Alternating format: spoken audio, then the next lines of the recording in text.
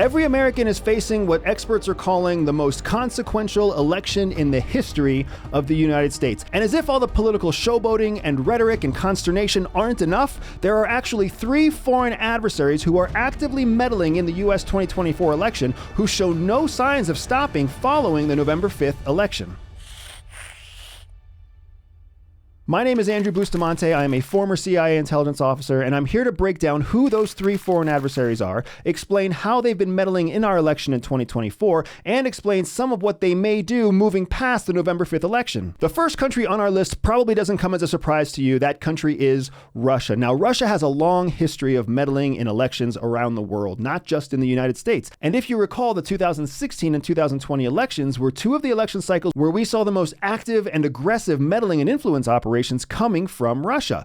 Now in 2024, we're seeing the same kind of activity from Russia, but ramped up in 2 different ways. First, intelligence officials and independent investigators are showing that Russia has a very clear pro-Trump bent, which means that Russia is actively taking efforts to try to encourage and support the Trump campaign. That's not because Putin likes Trump or because there's any evidence of collusion like there's been accusations of in the past. It's simply because Donald Trump represents many of the changes that Putin wants to see enacted worldwide.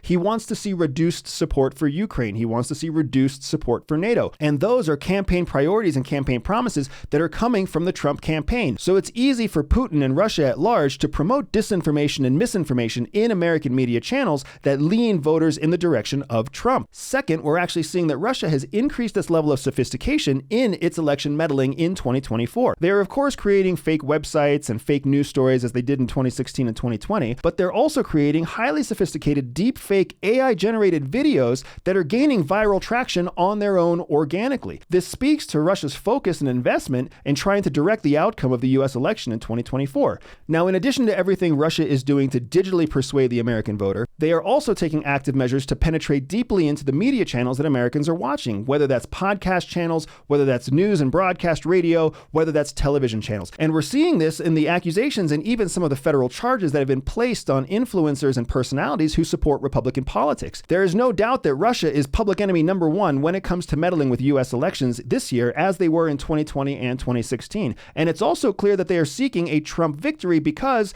Trump's campaign promises are in line with what Russia wants to see in terms of Russian national security priorities as well. The second foreign adversary actively involved in meddling with our elections in 2024 is actually Iran. Now, Iran and Russia are allies in many ways, not only seen by Iran supporting Russia in their hostilities in Ukraine, but also seen as Iran increases its ties with other allies of Russia, including China and North Korea. But when it comes to the 2024 election, you actually see Iran and Russia standing in fairly stark contrast to each other. Where Russia appears to be supporting a Trump victory, Iran seems to be supporting a Harris victory. This is important because even while these 2 countries align militarily and economically, they have very different visions for what a future looks like when it comes to who is the American president. Now, one of the key reasons that Iran doesn't want to see a Trump victory is, of course, tied to Trump's previous stance on Iran when he was president. He, of course, killed General Soleimani of the IRGC, which even to this day has made President Trump an assassination target for Iran. But in addition to that, he also ended the Iran nuclear deal, which unleashed a whole new wave of economic sanctions, which put increased economic stress on a government that was already struggling to maintain power. So Iran clearly does not like or support Donald Trump and knows that a Trump presidency will only bring more pain, more sanctions, and more aggression from Donald Trump. Now, in comparison to Donald Trump, Iran understands that an administration led by Kamala Harris is going to look very much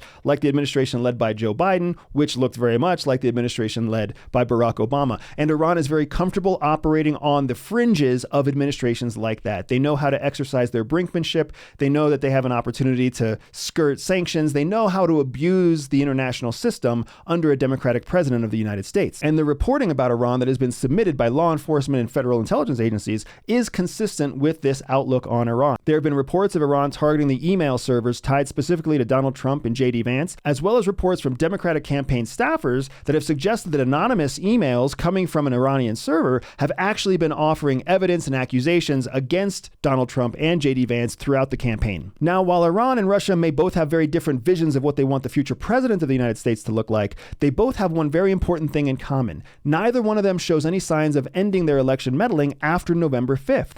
In fact, intelligence reports are suggesting that these two countries might actually increase their investment in election interference following November 5th. Their primary effort here is getting Americans and the world to question the American democratic process and continue creating false media and false messaging that encourages conflict among Americans in the lead up to the congressional ratification of the election on January 6, 2025. Now, the third foreign adversary meddling in the 2024 elections that we have to acknowledge is China. But China is taking a very different approach than either Russia or Iran. Instead of focusing its resources to try to drive an outcome for either one of the two candidates, China is instead focusing its resources on both the extreme left and the extreme right, trying to create the amount of confusion, chaos, and conflict that already exists inside the United States. This is a very traditional covert influence operational model because instead of making any one candidate look good, it makes both candidates look bad, and it makes the entire system look very flawed and broken from the inside out, which is something that the whole world sees as well as the Americans inside the system. So instead of seeing China focus a great deal of effort on the presidential candidates, we're actually seeing them put more of their effort in down-ticket candidates that could have future impact on policies in the United States. Most significant to China is, of course, those down-ticket candidates who have a strong opinion about an independent Taiwan, and you can actively see China targeting those candidates in Texas, in Arkansas, in Louisiana, and in other conservative states. Taken individually, all three of these adversaries are just doing what we would expect them to do during any election cycle. They are trying to meddle in the American election. And the fact that each of them has a different primary goal is actually an advantage for the American electoral process, because Russia is focused on one candidate,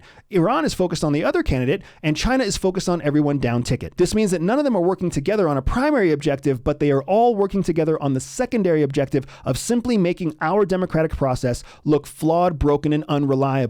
And in the eyes of the world, that can mean a great deal because America is the representation of freedom for the rest of the world. Our democratic process is the key to our wealth. It's the key to our economic strength. It's the key to our military strength. And these three authoritarian countries understand that the more America looks weak and foolish, the more that their authoritarian regimes look credible and viable. So the most important thing that any of us can do to combat the objectives and the impact that these three foreign adversaries are trying to have on our election in 2024 is actually quite simple. We have to go out and vote. Whether you want Trump to be your president, whether you want Harris to be your president, or whether you want one of the other 5 presidential candidates on the ticket to be your president, it doesn't matter to me. It doesn't matter to the foreign adversary, but it does matter to our democratic process. You have to exercise your civic duty to vote, because if you do what you believe is right, then you are showing that you believe in the democratic process that continues to be the bright, shining light of hope for the rest of the world. I get it. There are many people out there who may already believe that our process is flawed, and it is. It isn't a perfect process.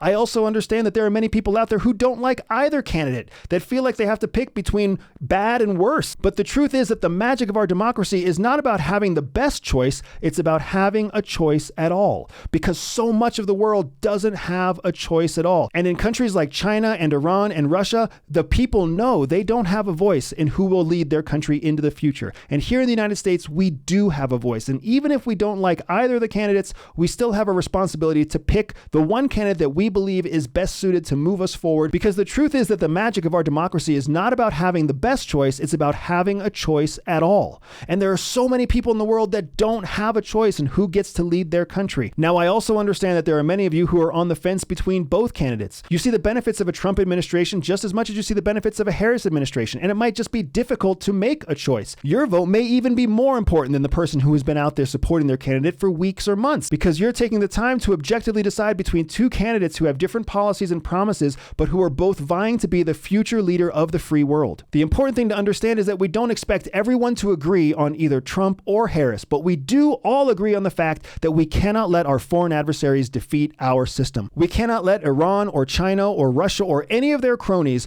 propagate the idea that there's something wrong with our democracy. We may not have the perfect process, but we know that we believe in our system of freedom, our system of democracy. And it's that system that you show your support for by exercising your individual vote. Now, it wasn't an easy choice for me this year, and I'm sure it's not an easy choice for many of you, but I am excited that I did my civic duty, and I not only cast my vote for who I believe should be the future president of the United States, but also my vote to show that I believe and support the way that we handle democracy here in the United States, that I believe that our system can always improve, but there is nothing better out there, and I will not sit idly by and let foreign adversaries try to affect the future of the country that I served in uniform, that I believe in, that I was raised in, that has granted me my freedoms, my business success, my financial success, success in my incredible family. If you haven't already, go out and vote. And if you've already voted, good on you. And if you're thinking that your vote doesn't matter, I want to challenge you right now and tell you it matters now more than ever before. It actually matters less who you vote for than it matters that you vote at all and actually exercise the right and the freedom that you have that so few others in the world have. Whether you like or dislike this video, agree or disagree with me, I want to invite you to click on the link in the description below and come see the world through the eyes of a spy.